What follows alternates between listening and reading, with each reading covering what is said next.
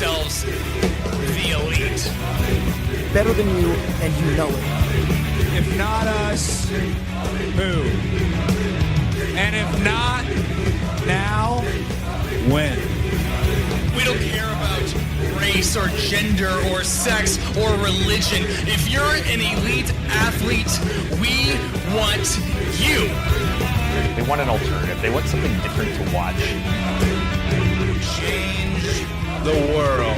We are going to change the whole universe! They saw what wrestling was and realized what it could be. All Elite Wrestling! For the second time, it's Monday morning, and you know what that means. It's time for the next chapter of the only professional wrestling podcast that is changing the world every week. This is Seeing the Elite, an AEW podcast, and I am your host, Bryce Reed. I am joined by my friend, my co-host, my tag team partner, Mr. Jonathan Davis. How's it going, bud? This is wonderful to be back this week. I need to address at the beginning of the show that we talked a lot last week about our plans moving forward, how we were going to go back and talk about the announcement of AEW. Then we were going to go back and talk about the ticket release party for Double or Nothing, and we may reference those events and talk about those events. But I had no idea in doing this show that there would be so much news to talk about every week, where it feels like going back, like we don't need to, because there's so much to talk about that happened just this week between the last time we recorded and right now. Yeah, dude, it's been a crazy week. I mean, I spent a good part of yesterday watching, I think, what did we decide, like the past 12 episodes of Being the Elite? Yeah, something like that. we went. I wasn't going to go all the way back like we said last week, but I wanted to go back to the inception of AEW, which is New Year's Elite episode 130 something, 133, something like that, and which is good because for those that are watching Being the Elite, new people watching Being the Elite to follow along with us every week, it's a real good spot to start. If you start there, all of the arcs that they are doing, you will know what's going on generally in what they're doing with whatever SCU is doing, right? And with the Michael Nakazawa stuff, all that stuff is within that sort of MJF. 12 episodes. And what MJF's doing, and fallen in love with MJF with us. Oh my God, dude. But before we go any further, we're on YouTube, we're on iTunes, we're on Spotify, we're on podcast services everywhere. And for the foreseeable future, we're going to be talking every single week about, and only about, when we can bear to, All Elite Wrestling. That's the whole point of the show. We're not going to waste your time with all this other shit. We're here for All Elite Wrestling and AAA when it makes sense to talk about them. Yeah, and the weird part about AAA is, like, it makes sense for us to talk about them with the partnership, but there's really only about 3 times in the year where you really need to talk about AAA, and Triple Mania isn't till like August. Right. So one of those times, though, is today. We do have some AAA news. Some fun stuff. Facebook.com/Seeing the Elite if you want to find links to where we are everywhere. But if you want to join the community, be involved with the show, tinyurl/AEW pod will get you an invite to our Discord server where everybody's talking about All Elite Wrestling and other forms of wrestling and off-topic shit. We're having a blast over there. tinyurl.com/AEW pod, P-O-D. Thank you for being a part of this community. We love making this show, and we love talking about AEW. And surprisingly, AEW has delivered this week with so much to talk about. Dude, I'm really hoping that we keep this train rolling. But man, this was a big week. I was not expecting this. Like, me and you talked on Thursday. I was like, yeah, you should probably just go ahead and watch all this stuff because we need something to talk about. And then like 2 hours later, like, yeah, I don't know if I want you to watch all that stuff because we got so much shit to talk about. Let's start off at C2E2, which we spoke briefly about at the end of last week's first episode, our All In retrospective, because it had just happened earlier that day. But now with the benefit of being able to go back and look at it when it's not happening during our podcasting time, we can kind of talk about what's going on here. And there were some interesting things that came out of it. Kenny and the Bucks, of course, had their own panel at C2E2 Chicago Comic and Entertainment Expo this past week. They were on the table for Sci-Fi Network, which maybe that's a relationship there. I don't know. It's possible, but it's also possible, like especially with big cons like this, you know, sometimes networks and stuff, they sponsor just halls. Sure. Just as a way for publicity, and it helps. It's kind of like I noticed a lot of it in like developer and software conferences, that you have like this A tier of sponsors who put forth so much money that you give them, like, you have a track of Sure. of things. So that's kind of what I attributed this to be. The interviewed thing that they did later kind of makes me think maybe we got a little something on the side here, but it's also possible it's just they were one of the big sponsors for the conference, so they did all the coverage. The other possibility is that where the TV deal is, of course, Sci-Fi no stranger to wrestling content, having hosted WWE CW when it was running for, I think, the duration of that television show. Yeah, and they had the original NXT as well. Oh, that's right, they did. Yeah. So we'll see. Of course, they are owned by the same parent company that broadcast WWE, but that's never been a problem in the past. Lucha Underground also owned by that same parent company. Most of the questions at this panel were kind of silly, you know, stuff that they clearly couldn't answer. Or stuff that was inconsequential, you know, who would you want from WWE, or have you guys thought about being on Netflix? Trust me, they've thought about being on Netflix. Yeah, it's one of those things that, like, you really wish, like, you're always down for doing Q&A and panels like this, but Right. you really wish you could vet the questions first so that you could get around the dumb ones and actually answer good questions. But Yeah. such is life. Luckily, Kenny and the Bucks brought some things to announce. First, Kenny's working on a children's book. He was actually asked about this, so this was kind of known, I guess. But So weird to me. one of the yeah. Bucks, I can't remember which of the Bucks already has one, and Cody has one that's coming out. Yeah, I think it's coming out sometime this summer. I would very much around Double or expect- Nothing is what we've been told is when it's coming. Yeah, I would very much expect you to be able to buy signed copies of this at either Double or Nothing or Fight for the Fallen, if not Yeah. both. Yeah. It appears as though they're trying to get a video game made, which was the big announcement for me. They did it through like a bit, of course. Naturally, everything comes from a bit, man. with those guys, yeah. But they said that they wanted to use the old AKI/THQ engine made famous by WCW, NWO Revenge, and World Tour and others. I think the WWF games were also built on a similar engine, if not the same engine. I mean, we could just take one of the old games and just reskin that motherfucker, and we're good to go. Well, you have to get it to work on modern hardware, which we'll see if Yeah, that it's not even that happens. hard. Just plug an emulator into whatever cartridge you put out. They said they also hired some of the staff who worked on those games. I'd be surprised to see the actual engine used, but I think putting together an old school style game that plays like those with the AEW talent in the sort of indie space of $15 to $30 is genius. People have been asking for those games, for that sort of revenge through Here Comes the Pain era of games forever.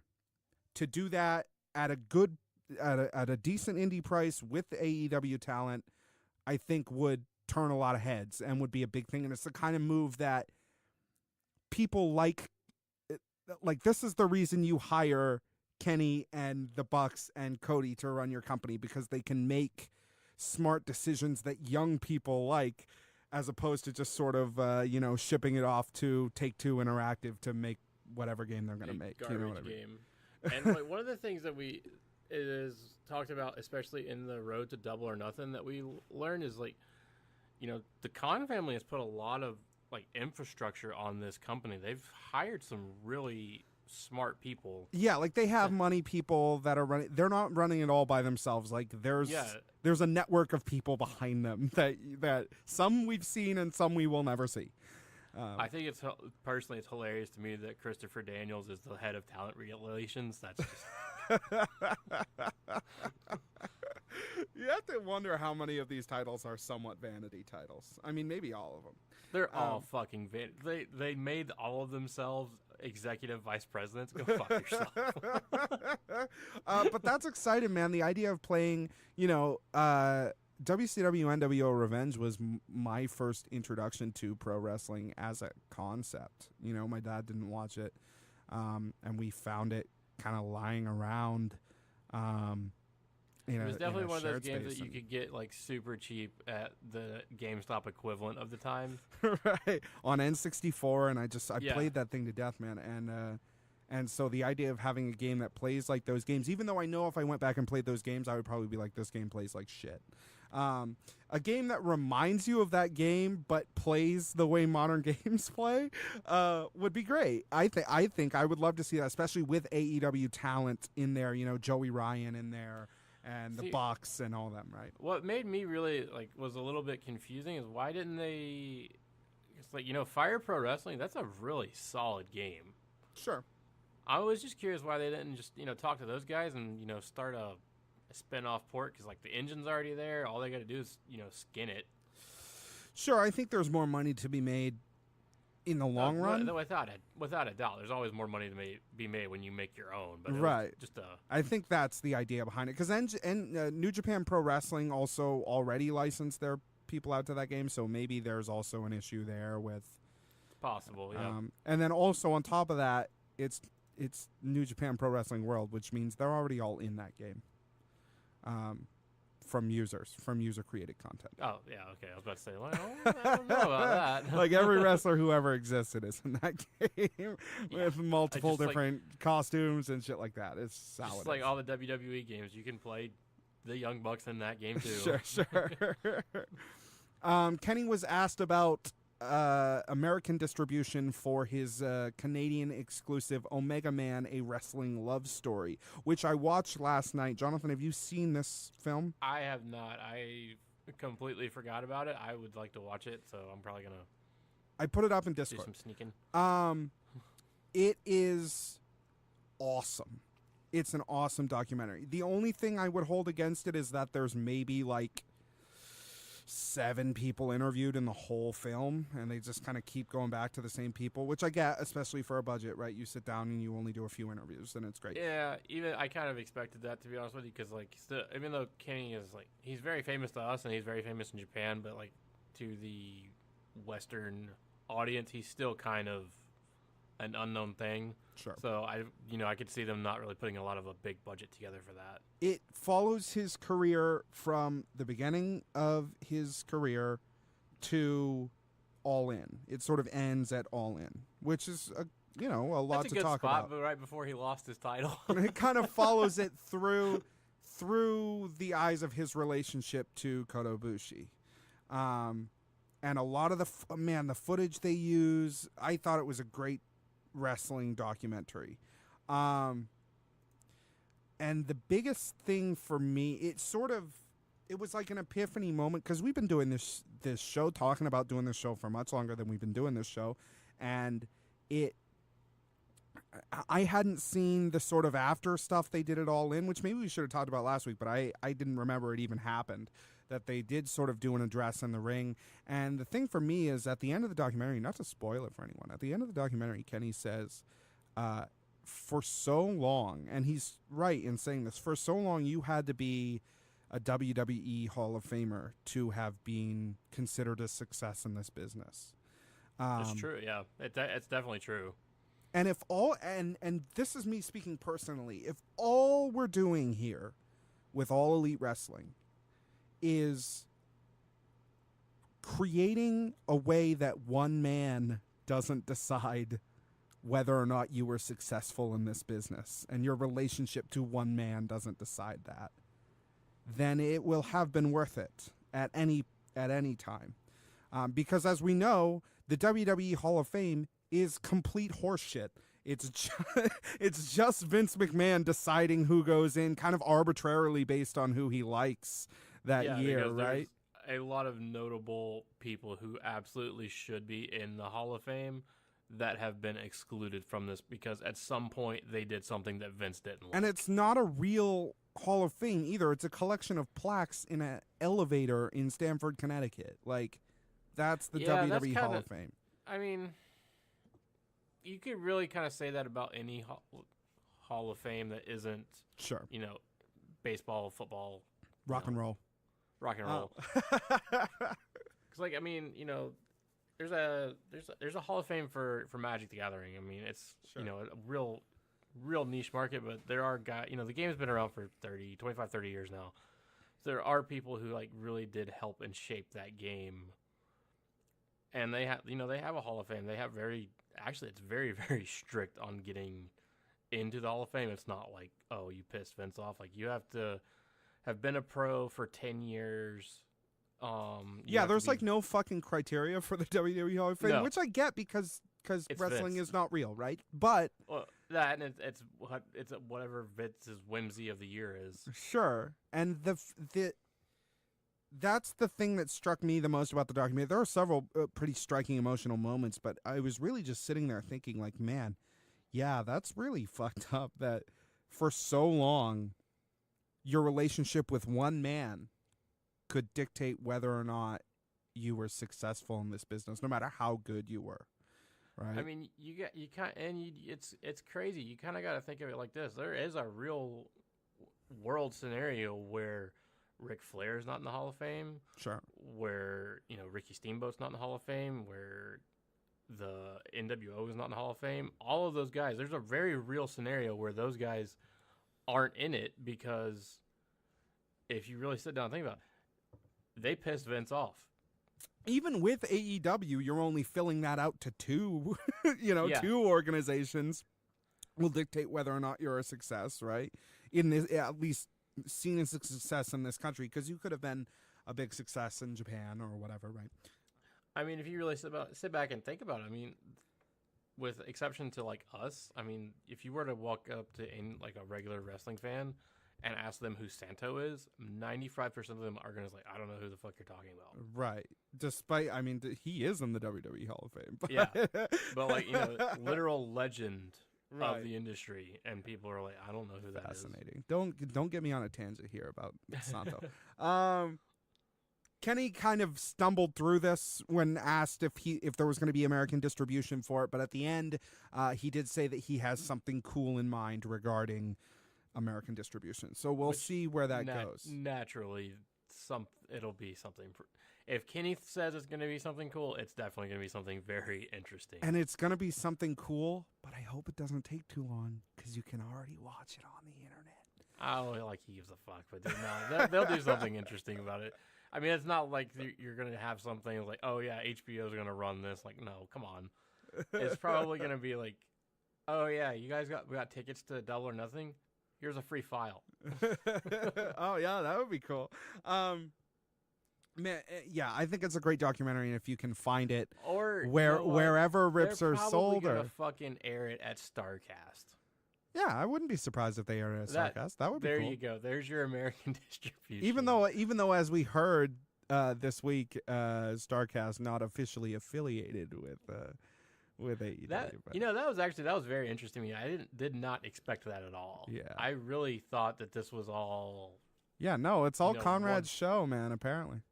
eh, But I want to move on, get through the rest of C2E2. Kenny and the Bucks said that they intend to run the Sears Center again, in quotes, soon.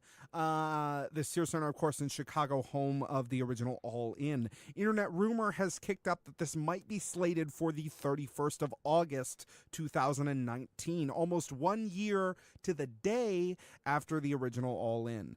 No confirmation on this rumor as of yet, but we do know that they seemed very interested in running at the Sears Center again. Supposedly, according to Internet Rumor again, there was talk about them doing the other one in Chicago, Allstate. United Center. Okay, Or it used maybe, to be the United Center, maybe Allstate Arena now, but yeah, it's basically where the Blackhawks play. right, which WWE runs all the time, Yeah, but it's a much bigger arena. apparently maybe because of the plaque that Sears Center had put up or whatever, which is silly because I think they could fill Allstate easy. But it may honestly come down to like if they sell out the Sears Center too quickly, they may just be like, okay, they may get moved. Yeah. yeah. So we'll see, but that's definitely exciting. They did say that they intended to change the name, which is good because All In 2 is It's fucking stupid. dumb, dude. We're doing All In 2 in about 6 to 8 weeks. But yeah, that was sort of the last piece of news that they had, which funny they stated it kind of at the opening. Maybe they should have waited till somebody asked a question regarding it, or maybe they didn't have any faith that anyone would ask anything close to it. But Chicago is an exciting place to come back to for them, and that's great that they intend to do that. And apparently at the Sears Center, which is cool. Even if it's, I think, a little small for them at this point.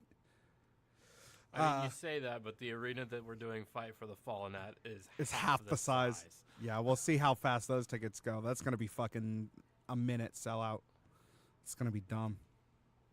We got to be in line early for that one. Internet We line. need a fucking date. Yeah. Let's move on. Let's talk about Being the Elite episode 144, also titled C2E2. Hey, it's everything is Irony. connected. It rhymes, Episode opens with Kenny and the Bucks at the lunch table. Kenny asked the Bucks why they didn't save Cody in Mexico, and they said they were saving their pop. And of course, Kenny laughs and says, what fucking pop, because they didn't pop for him. That was pretty fucking funny. It's like, oh yeah, fuck that guy. Oh yeah, we you guys saved that monster pop for the end. When if you watch the AAA where they challenged Pentagon and Phoenix, Yeah, the crowd's Young Bucks not. are like a no-sell in Mexico. Well, I mean, and we know about this because we covered Lucha Libre for as long as we did, to a certain extent. I mean, Lucha Underground's different than traditional Lucha Libre, but the crowd that goes to see Lucha Libre in Mexico are not like marks. No, not at all. They're It's not. almost like it's like a family event. Almost. It's so intrinsically part of their culture that it's not like there are people who go who are hardcore Lucha Libre fans. I fucking love Lucha Libre. I love wrestling or whatever. But to go, there's no stigma around wrestling like there is here. And families just go to the wrestling show, whatever, and they know the people who are huge in Mexico, and that's kind of all the people that they know, and that's fine. So there's also the thing like with Lucha Libre. I mean, it's just like going to the movies on a Saturday night for a lot of Mexican families. Yeah, And for it's those not- families, yeah, man. It's not uncommon just to see a whole fucking family of mom, dad, grandpa, grandma, 4 kids sitting right there in the row. That's the thing. That's their Saturday night.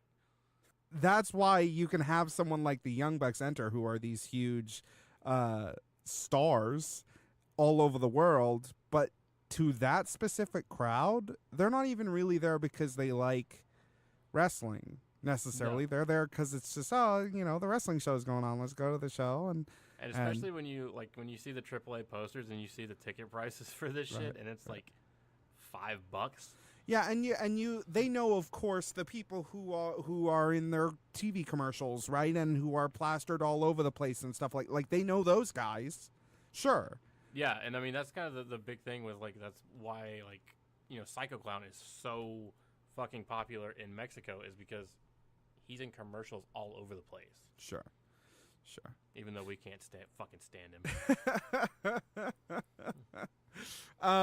After the intro, we then cut to the Bucks at C2E2 about to sign some LJN figures. They announce here, but then more in depth at the panel, that they have really good pre-order numbers on these LJN figures, and so there will be an upcoming variant of the doll set in their all-in gear, which is cool. It's nice that it's so popular that they already have variant ready. I think the fucking package is like $75 or something too. So yeah, but that's typical convention shit, though. well, yeah, convention shit, and especially collector toy market now is expensive. Unless you like Funko Pops, them are cheap as hell, buddy. Well, that's because they're trash. Then we cut to a signing time lapse. We come out of it for a fairly long continuation scene for this Michael Nakazawa arc that's happening, which began in episode 141 entitled Filler Episode. Kenny and Nick are filming a recap when Matt walks into the room. He is again plagued by the name Michael Nakazawa, right? Just hearing it everywhere whenever anybody else speaks. He passes out, falls backwards. Kenny and Nick help him up, only to reveal that they're wearing Michael Nakazawa t-shirts and chanting Michael Nakazawa, right? Matt washes his face, only to find out that he's wearing a Michael Nakazawa t-shirt. And then he wakes up. It was all a dream. Which it looks like they're sort of wrapping up this arc at the end of the episode. They did have a payoff on this episode, but like to me, like this whole thing was so fucking weird. It's very strange. Of course, his whole crisis of conscience here seems to be surrounding the idea that Michael Nakazawa is a nobody who has been signed to AEW, and it's bothering him greatly. Right. We then move to some hashtag the librarian audition tapes. Joey Ryan's audition tape is, funny. And there's a point at the end where Nick is like, oh, we're so screwed, because that's what the best they get is Joey Ryan pretending to do it. I do love, in watching back these old episodes, the bit that I love the most is... Like, where the fuck is that blonde girl? Well, yeah, I love this whole bit with Joey Ryan, like, trying to find someone to protect him because people are beating him up so that the Bucks will show up, right? And they can talk to him. This whole thing is great. We then move to kind of a funny skit with MJF in England. He's doing his MJF thing. He's like, I'm better than you, but he's just being a great asshole to everybody.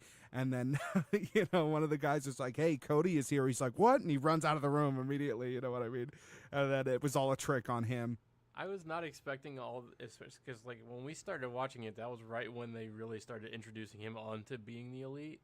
Yeah, and it was just great. The whole he's such a two-faced piece of shit. Like, oh yeah, man, nice to meet you. He's like, I fucking hate you. You're a piece of shit. This is a shitty cigar.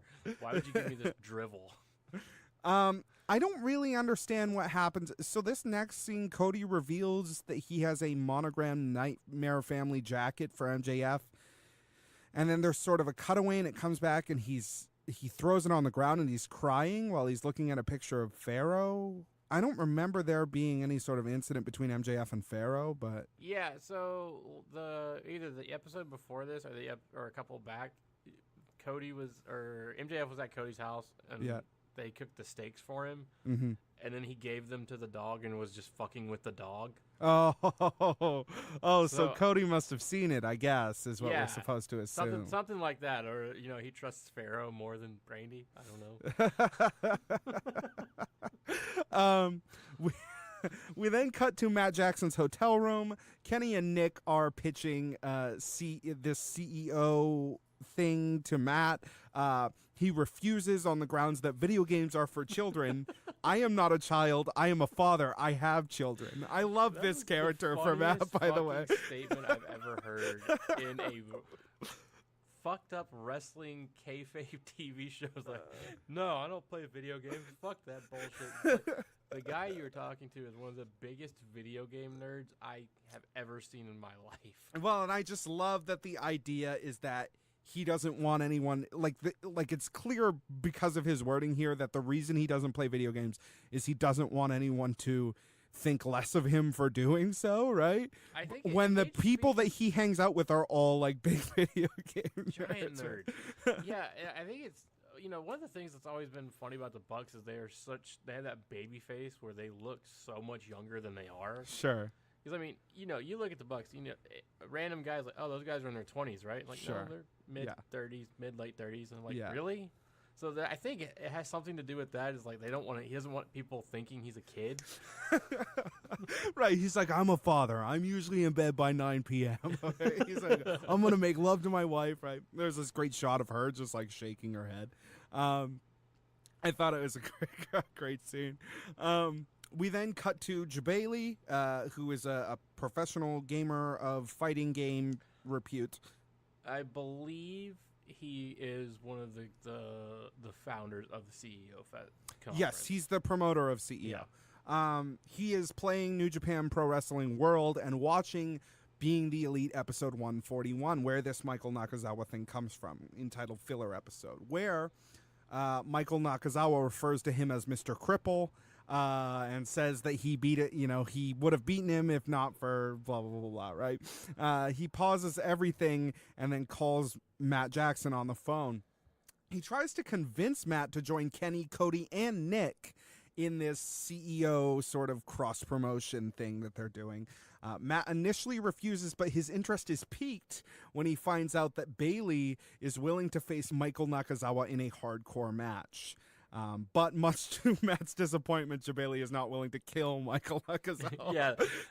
We went from just like, okay, I want you to bloody him up. Okay, I want you to beat him with a baseball bat. It's like, okay, I want you to put him through a table. It's like, I want you to kill him. It's like, okay. I love Matt's Vince McMahon impression that he's doing. He's just like, oh yes, I want to know.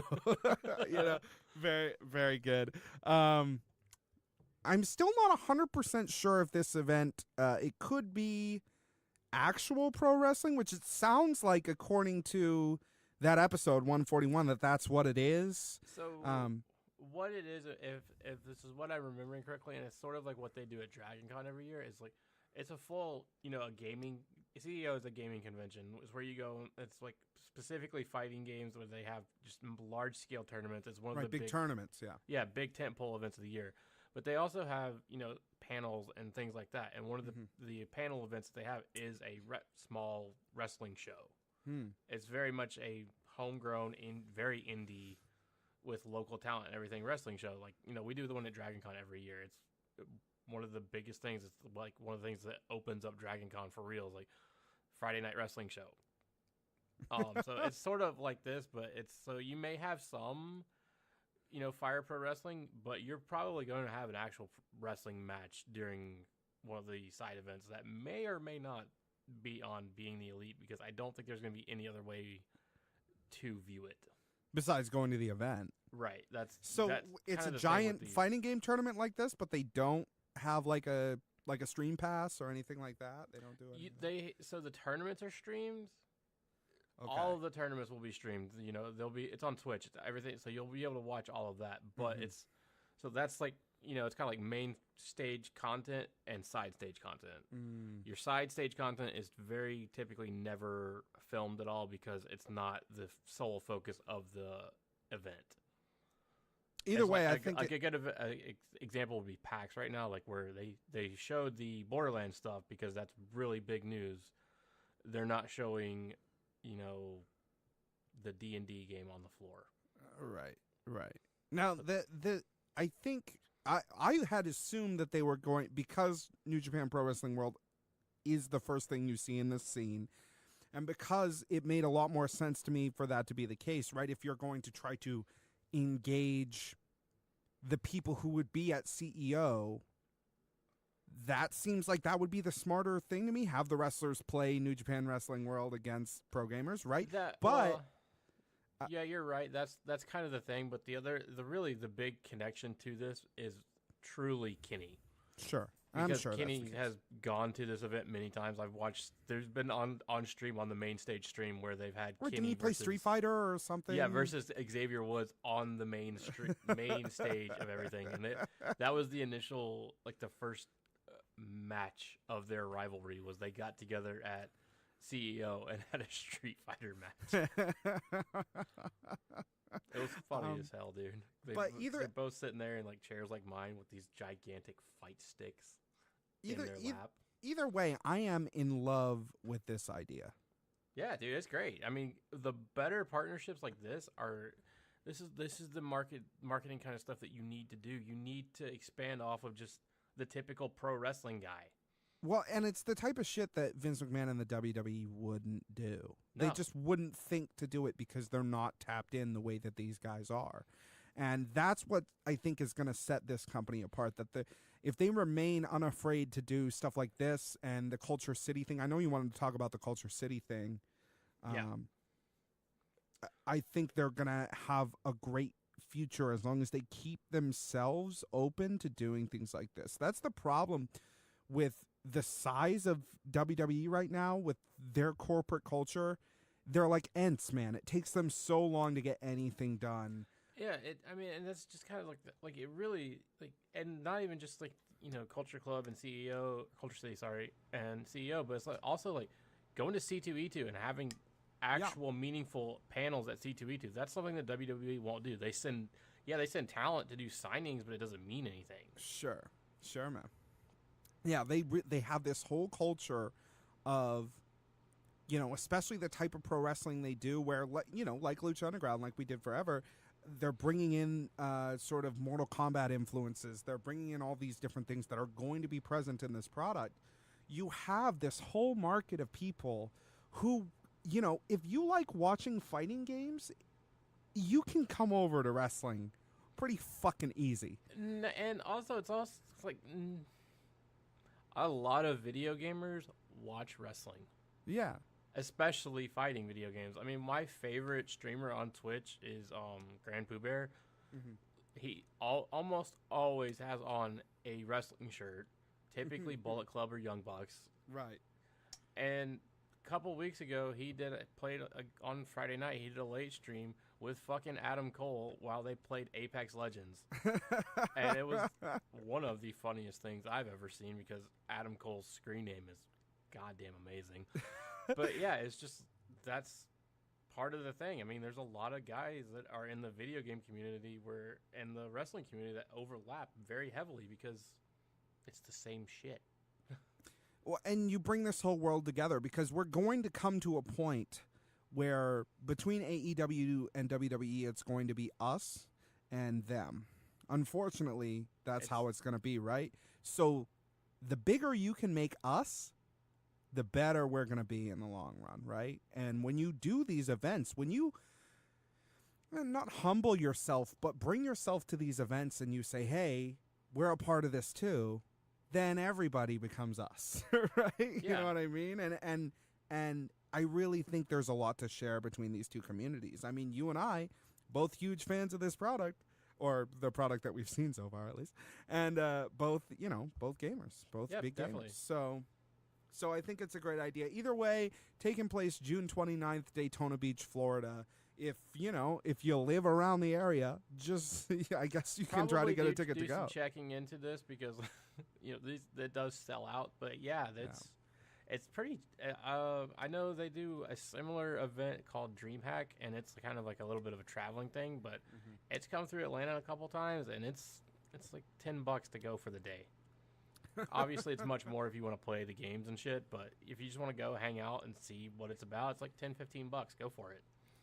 Yeah, that's awesome. And the partnership with Culture City, I know you wanted to speak, Jonathan, about how that affected you, and so... Yeah, so in one of the earlier episodes of Road to Double or Nothing, Brandy brought it up that they were doing a partnership with Culture City, who is a company that is based on including everyone. It's inclusionness. It's right. It's about allowing accessibility. Accessibility is a big part of it because there's a lot of people who are wrestling fans, and adults as well as kids, who have a hard time going out to events because, especially wrestling events, it's so fucking loud. And the lights and everything, man. And you don't... the crowd, and so it's just so much going through someone's mind. And, typically it's related to, like, autism and other things like that. But Sure. it's like, just for me, I have ADD, I have OCD. Going to a wrestling event it's a little jarring, man. I mean, there's a lot going on. Essentially it's a sensory overload. And this is a man who goes to the Hometown Throwdown every year. Yeah. And is in the crowd. Got concussed last year. But yeah, so it's like just doing this thing. And so for someone with autism who is easily, bothered by loud noises, bothered by crowds, bothered by the lights, they don't typically get to enjoy these kind of things, even though, you know, it's something that they really love watching. So it really, you know, it takes away from them because they can't go to do the things. You know, my Yeah, girlfriend- it's a shame because that's not part of the TV product. You know what I No. mean? You can Yeah. watch it on TV. It's not super loud. There aren't people all around you. There's not a bunch of lights in your face, right? But then if you want to go see it live, which is an experience that every wrestling fan should have, it's asking all these other things of you, right? Yeah. And you know, this is something that really just spoke to me because, like, my girlfriend's little brother, he has autism, and he's been one of the biggest wrestling fans that I've ever met in my life. The kid's crazy about it. And, you know, we've taken him to a couple of events. We took him to an NXT when they did it at Center Stage, and you know, he was okay with that. He was, you know, it's a 150 person venue. It was very small, but we took him to a couple Raw taping too, and, you know, he had a hard time with it. And I mean, he's older. He just turned 20, which was, you know, weird to us. But, you know, he had a real hard time with going to that. And so knowing that these guys are thinking about things like that, and they're going out of their way to have this, you know, partnership. And I'll be honest with you, they're probably paying a lot of money for this because it's not cheap to get, you know, X number of sound canceling headphones and the goggles and all this stuff. And I mean, yes, Culture City is definitely helping out with that, but, you know, they're going out of their way to make their product as accessible as possible. And just seeing that was something that really spoke to me. It was really great. And, you know, it really shows that these guys, they give a shit about the fans. They're not just out here to make $1. Well, as Cody said when he talks about this, he says fans first. you Yeah. know? He said that many, many times. And this is one of the things that really finally struck in with me is like that. Yeah, they mean it. They really mean that this is for the fans. So, you know, I sent the video over to my girlfriend, and, you know, she called me and she's like, this is one of the coolest things that any wrestling thing or not just wrestling, but anybody has ever done, because they care. Yeah, And because you've seen it firsthand then. yeah. So it's great that they're doing this. I'm so down for this. And, you know, between this and what they're doing with Fight for the Fallen, you know, it really shows me, like, I don't give a shit if we get to the point where there's 3 people watching this show and, you know, the company's folded and everything. I'm always going to be a fan because they care. That's awesome, man. And it's so smart too. There's a company in my hometown called Bull Moose Music. It was started by somebody who goes to the local college, and they actually make their money because the guy's also a software designer, and he created an inventory program that's used by Circuit City forever. Like Best Buy uses it and shit like that. But his company is called Bull Moose Music, and it's one of the last few that I'm very lucky to still have around physical media stores, video games, movies, music, books, all of that shit, right? And I listened to an interview with him once, one of the few interviews that he did, and he said, my company doesn't sell people physical media. We buy customers. And so I think this is a lot of in the same way where it's all about taking yourself to your customer base and being like, look, we've made this thing for you. This is, you know, and everybody can be involved, and not just from a philanthropic thing or because it's the right thing to do. It's a super smart business decision too, to be like, look, like, let's bring everybody in, because if you come to the fan and say, we've made this great effort to make this easier for you, then you're going to have a fan for life. Definitely will. Yeah. You know, and that's all, you know, that's all consumers are looking for is just a little bit of effort on your part. You know? Yeah, I mean, it's that little tiny slice there that takes you from being this soulless corporation to being like, okay, they're people too. They give a shit. And you know, they probably are paying a lot of money, although Culture City is benefiting greatly from the partnership, getting their name out there in a big way to a big company that can use them. But all they're really providing people with is, you know, a set of headphones and there's like a coloring book in there or whatever, right? Yeah, I think And they're then basically isolation rooms, and Yeah. it seems like kind of a small thing to do to help so many people. Yeah, it really is, and I think from the way that Cody and Brandy explained it to us is basically when you sign up for your ticket, or when you get to the arena, you tell them that you need the accessibility services, and they just hand you like a care package full of stuff, and you're set from there. Yeah, that's awesome, man. That's super awesome, and something we're gonna keep an eye on as we move on this show, because you're right. It makes such a big difference that they care enough to try to help as many people as they can in that way. And it's the type of thing, like when you see WWE do philanthropy. It's typically, it's the type of philanthropy that seems like they don't really know what's going on, but it's like breast cancer, right? That's that's a problem people have. Let's do that, and then of course they work with Susan G. Komen, who've got their own shit going on, right? Which is not the organization you should be supporting. Sure. Whereas it's so specific and so real and so about the fans who are coming to the show that it shows some real thought was put into it, which is wonderful. Yeah, it definitely does. I mean, WWE, they do a lot of things with Make-A-Wish and all of that, but that's a lot different when you're talking about the Make-A-Wish Foundation versus the people who come to your events week after week. Mm-hmm. Yeah, man. I think it's really cool. But we got to move on. We got to talk about some of this AAA news that came out. Oh, and for future reference, we're really only going to try to talk about AAA as it pertains to the sort of forward momentum of AEW. But they are linked in a partnership. So we're not going to get on here and talk too much. I mean, we may do a show where we kind of go over Triple Mania, because that will be somewhat involved. Probably we'll only really talk about it when, there's actual, like when the Bucks or Cody or one of our AEW people is involved in an event with AAA.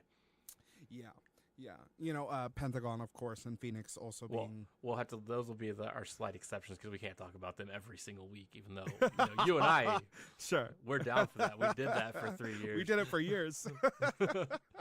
So AAA revealed two things this week of some importance to the AEW faithful that we wanted to bring to your attention if perhaps you missed them, or discuss if perhaps you wanted to hear us do that, which hopefully you do, because that's all we do here. First, AAA signed famous MMA fighter Cain Velasquez. He has been suited with his own mask, which is weird because everybody already knows what he looks like. And he's going by his shoot name, but whatever. I think the reason he was doing this is because of the Dos Caras Jr. thing. Maybe. The only actual reason, because his mask is similar to that, but that's the only reason I can possibly think of why he would wear a mask. I just assumed dude wanted to wear a mask. That could be it too, but I don't think dude has realized how constricting a mask is when you're trying to do this shit. Sure. He hired the same designer who did Pentagon and Phoenix and other fairly famous mask designs now. Dos Caras not being one of them, because it was his dad's design with a few color changes, basically. Secondarily, AAA revealed that Vasquez would feature in his very first match at Triple Mania 27, which is what's the date for that? That's got to be August, right? Let me pull that up real quick. Keep talking. So as for his opponent, AAA gave themselves options. It could be Tejano Jr., Psycho Clown, or Pentagon Jr. Pentagon seems the obvious choice, and the reason that I included it here is that is because it would potentially be against Pentagon. I would think he would be the choice. I can't imagine they'd put it on either of these other guys. August the 3rd. What my thing is I could see Pentagon saying no. I could see Pentagon saying no, or I could see AAA being like Psycho Clown, and everyone being like, "What the fuck?" No. Well, we would be like, "What the fuck?" But sure. Mexico would be like, "Oh my God, let's do that." Sure. Yeah. But as far as worldwide acclaim, like Pentagon's the guy here, so I don't know. I would love to see it, but I don't even really. I don't know if I really want to see it because it's not gonna be a good match. I mean, it really just purely because Velasquez is so green. That's the only reason. I think in I don't know. 3 years, I mean, depending on who's been training him and how long he's been training, MMA fighters usually do pretty well in the ring. And that's fair. I mean, there's a good crossover there because it's a lot of the same skills, but he has zero experience. As from what I know, he has zero experience. So I think like next year Triple Mania, if they want to give Kane a year to build, then I think you can have a badass match with Pentagon. But it also really just depends on what they got planned with the card for Triple Mania, because we already know what the main event for that's going to be. Yeah, I think well, the main event's already going to be great, but I don't know, man. Where me, I say, as bad as it's going to be, put it on Pentagon right now, and just because the other people Psycho Clown's kind of a star, but I don't think he's nearly the star that he was a few years ago, and Tejano Jr. Has never really been more than Tejano Jr. So no, which is really odd because considering how hard they built Psycho Clown up like 2 years ago. Yeah, Jesus Christ! But man. if the whole idea here is to draw in eyes who wouldn't usually watch your product, which of course it is because that's the only reason you hire Cain Velasquez, then you have to think the only other opponent they could choose would be Pentagon Jr. just to pull in all the eyes that they were going to miss with Cain Velasquez, right? Because I'm a big Lucha Libre fan. Cain Velasquez doesn't sell shit to me.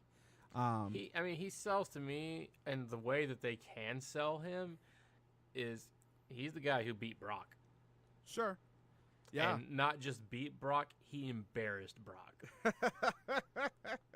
And that's AAA. Go ahead. That's a big selling point in this mixed martial arts world, is that Cain can never do anything else in MMA again. He's the guy who embarrassed Brock Lesnar. Sure. AAA also revealed that they intend to do a press conference from Madison Square Garden in New York City this Thursday at 10:30 Eastern Time. A show at MSG that is actually I didn't realize the timing of this. That's hilarious. Oh, yeah. I guess it is during WrestleMania weekend, right? That's fucking hilarious. Oh, man. A show at Madison Square Garden has actually been expected from AAA for a long time. And I would not be surprised to see that AEW is included to help sell out Madison Square Garden. And I think together they could probably do it. You're going to have AEW to sell that arena. Yeah. And I think that's great if they do that. That I did think, by the way, it's not in the rundown this week. It should have been. But I did hear that there was an interview recently where Cody said that AEW will never run shows on WrestleMania weekend, which I think is a great idea because you and I were talking about this. Yeah, you could never in that way you could never be seen as piggybacking off of anybody, and I don't think they need to. So I've read numerous. There's been, since Cody said that, there's been numerous people, former pro wrestlers and current pro wrestlers who have talked about this. Yeah, quite a few of them have said, "Good, absolutely, that's the thing you need to do because now you're showing that you're not a copycat, that you give a shit and you're a real contender." Right. Then there's a couple other people, mainly just one, who was like, I don't give a shit. I don't know who these fucking guys are. If I don't know who they are and I'm so tapped into the pro wrestling world, who the fuck says that the regular fan knows who they are? Oh, let me guess. Jim Cornette. No. Oh, wow, really? It was Buff Bagwell. Oh, fuck Buff Bagwell. Who gives a shit about Buff Bagwell, dude? Yeah, that was the fun thing. He doesn't even own a Shoney's. You know what I mean? Like, no. He's way off. Which, scrolling back to being the elite, fucking hilarious when Scott Steiner showed up. And that was top notch, man. Just perfect cameo from the big bad booty daddy. Well, I mean, a lot of those old guys really. I don't think will. I think there's a lot of old guys who will who understand it and love it. Razor being one of them, but there's a lot of them who I don't think still get it. There's a part in the Kenny Omega documentary, Omega Man, which again I watched last night and was fantastic. Nice plug, bud. Where Eric Bischoff is talking to Kenny Omega, and he says, if I had one piece of advice for you, I would say just enjoy it because it may not happen again. Which is so just like backhanded compliment, you know what I mean? Like good advice, but also like fuck you. Like I would have been like, no, it's gonna happen again, dude. Don't worry about it, you fucking leech. It's backhanded, but he has a point. Sure. You gotta ride this train and enjoy. You can't just only be focused on the one thing. You gotta enjoy the ride while it's happening. Sure, but come on, they had a 30-minute sellout and it might not happen again. Like, okay, that off. point, yeah, fuck off. Okay, absolutely. I mean, the whole journey of the wrestling thing, yeah, you gotta enjoy that while it's going. Though. Sure. I agree theoretically with what he said, but in the situation, I was like, come on, dude, fuck off, really? Yeah. So the thing I look at this as, and this just one situation is like, Razor, Scott, Kevin Nash, the Right. Steiners, Bischoff, all of them, they all got invited to StarCast. Mm-hmm. They were all part of All In. I don't Right. think Buffy Wuffy was. Nobody cares about Buff Bagwell anymore, you know? No, because he was a guy. He was a fucking gigolo on Showtime. Let's move on before we go and talk briefly about the Road to Double or Nothing episode 9. Now this is kind of interesting because Being the Elite and Road to Double or Nothing are kind of they're both happening every week, But man, they are so far apart. in terms of what they are. Yeah. Double or Nothing, the Road to Double or Nothing is, I would imagine they have like a 2-player productions type like documentary team that is making these episodes. And they definitely seem pretty heavily scripted as well in terms of what they're doing. So Sort of, but it's still more in the line of a documentary. Like, yes, it's scripted and like, okay, we want to show this, we want to show this, we want to show this, but it's still the production values are much higher than they are Yeah. for Being the Elite. Being the Elite is all shot on fucking camera phones. Yeah, so yeah.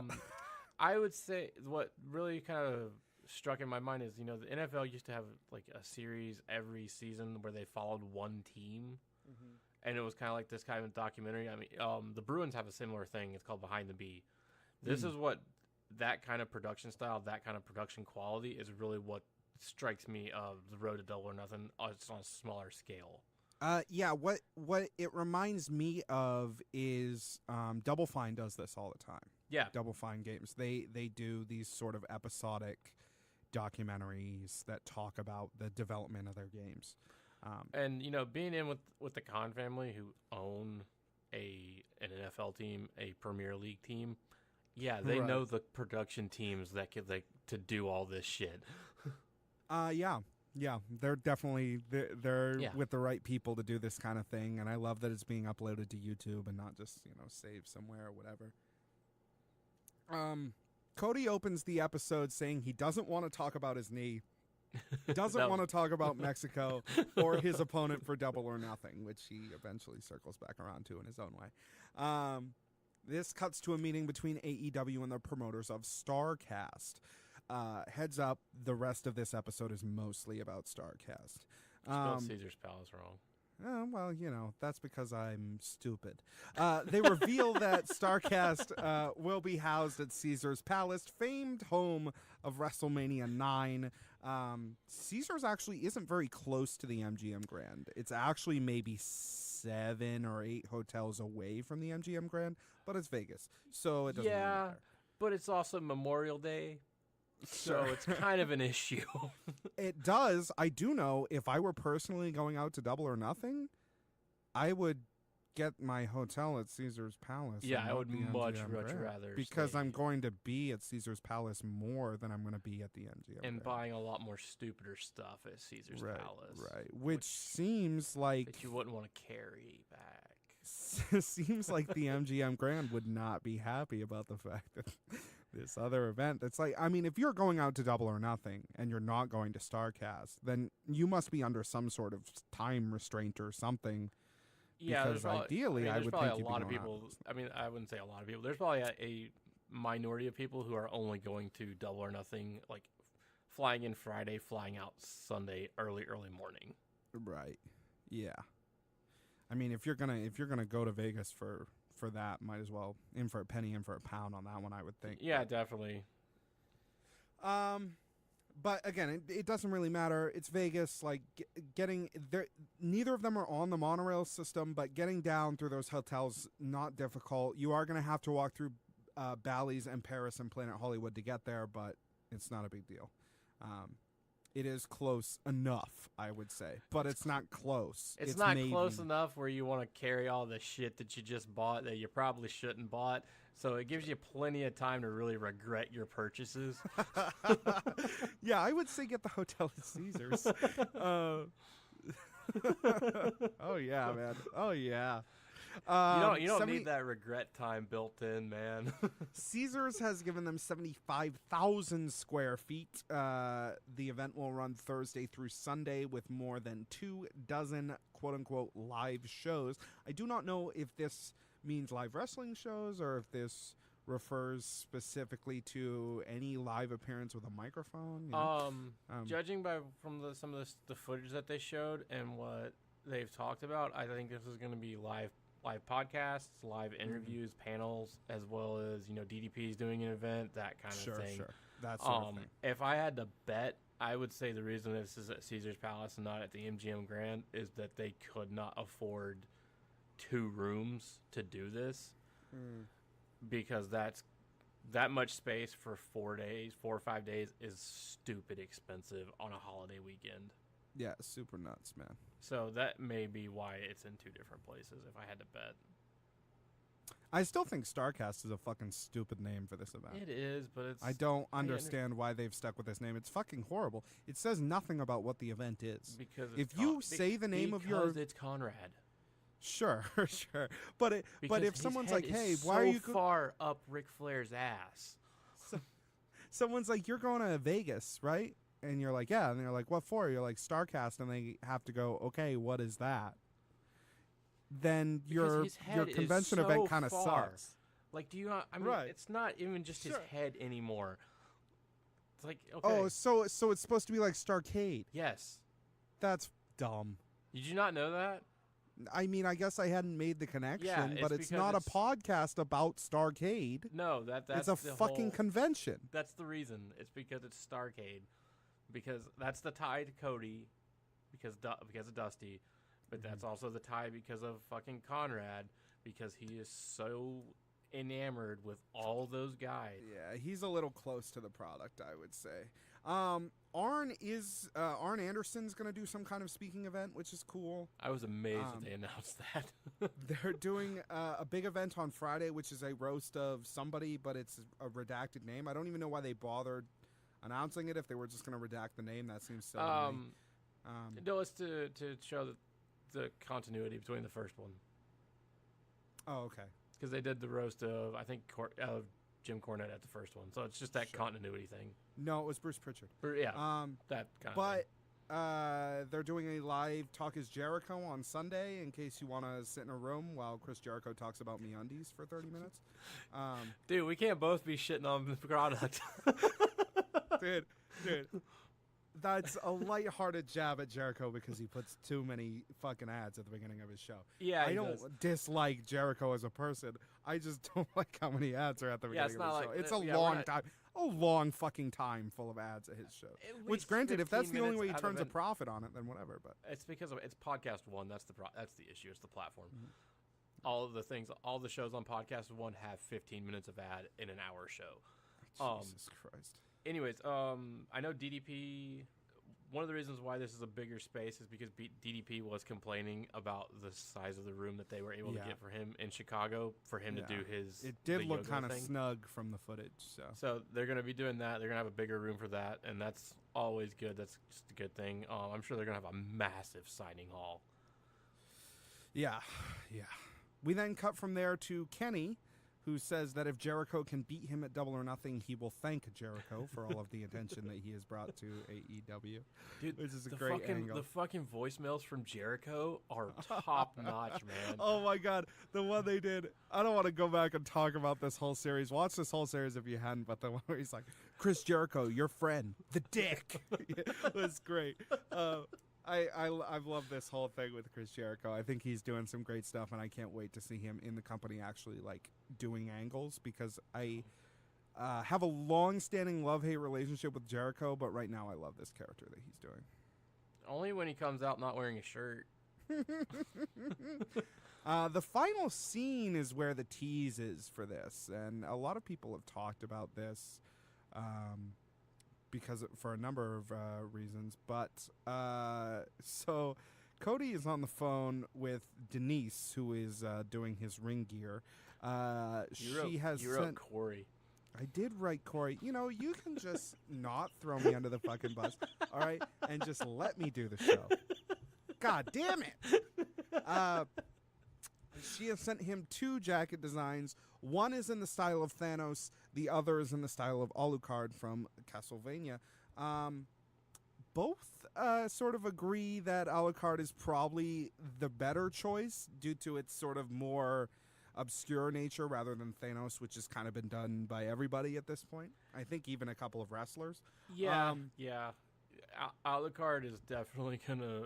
It's a little harder sell, but I mean, for the crowd, crowd, you know, they're gonna know. Yeah, they're gonna fucking know.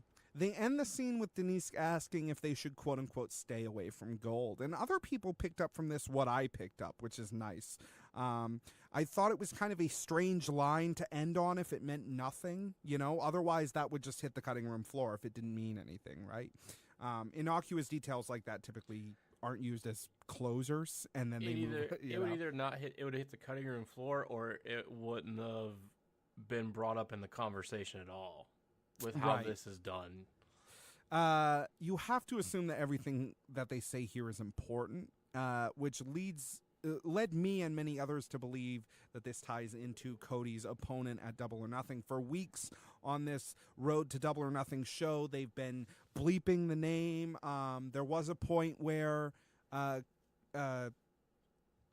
Cody was talking with somebody, I can't remember who it was, and they said, bleep is calling, is this business or personal? It was, I think it was with Christopher Daniels. Yeah, you know, which... So, I thought it was Jericho was because of all the things with the voicemail. Sure, I thought that for a time too, but that phone call, they say, you know, is this business or personal, meaning that there would be a personal reason that person would call as well as a business reason, right? Which is interesting. And then her saying, should we stay away from gold? Immediately my first thought, along with many others on the internet, was that it was gold dust. But I quickly sort of stifled that idea due to the assumption that he was still under contract. But days later, a report from several sources stated that Goldust is currently waiting out his 90 days and will be a free agent come May.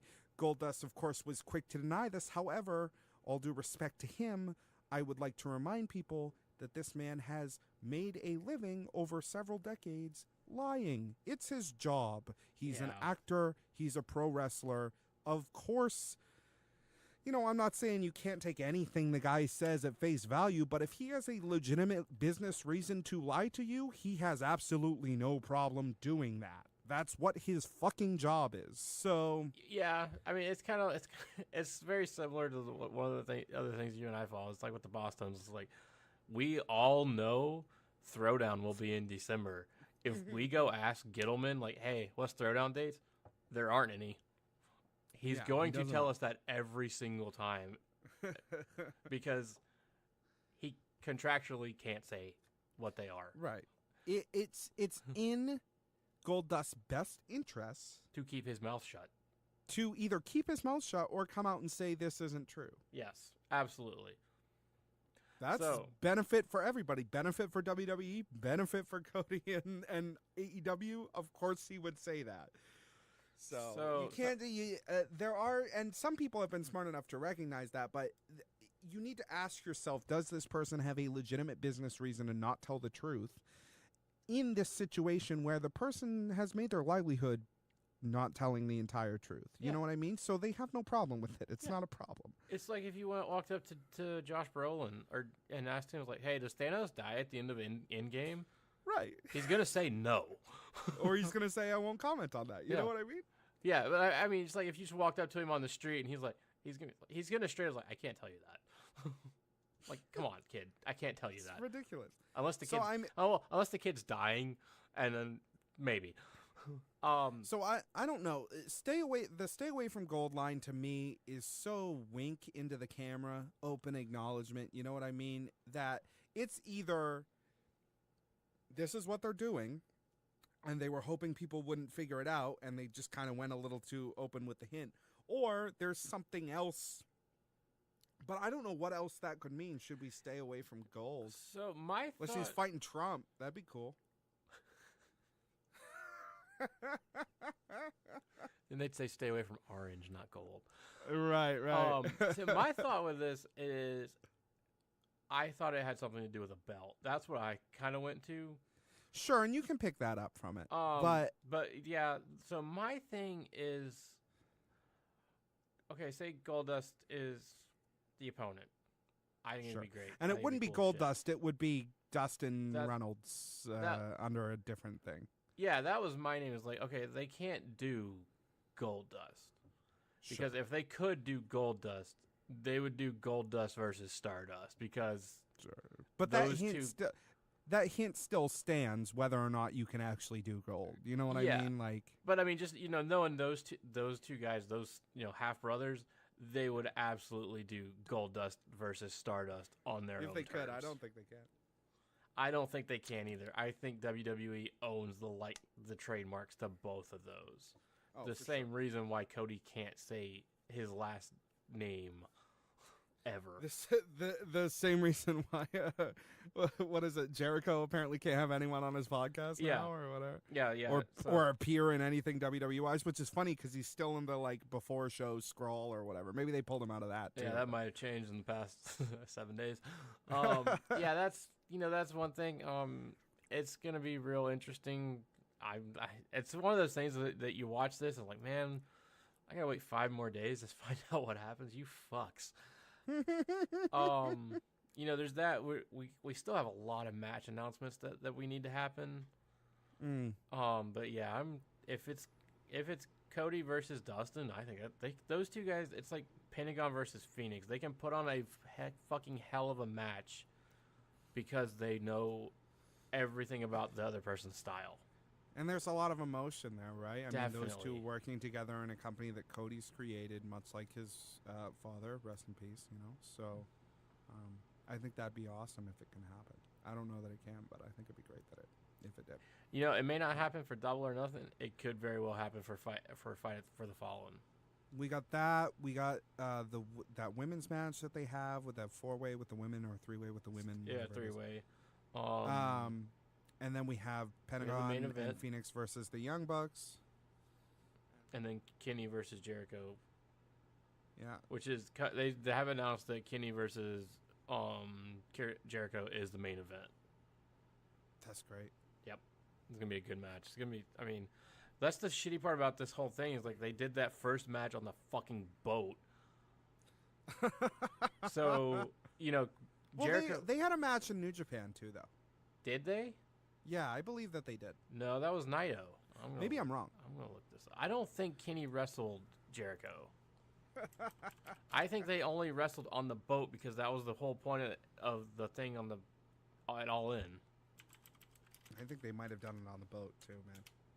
I think Well, they did. Maybe they did it twice. If they did anything. But on then the boat. Then Jericho would have said that I lost twice. I guess that makes sense. I don't know, man. I don't think they only did it on the boat. I was under the impression they'd done it in New Japan.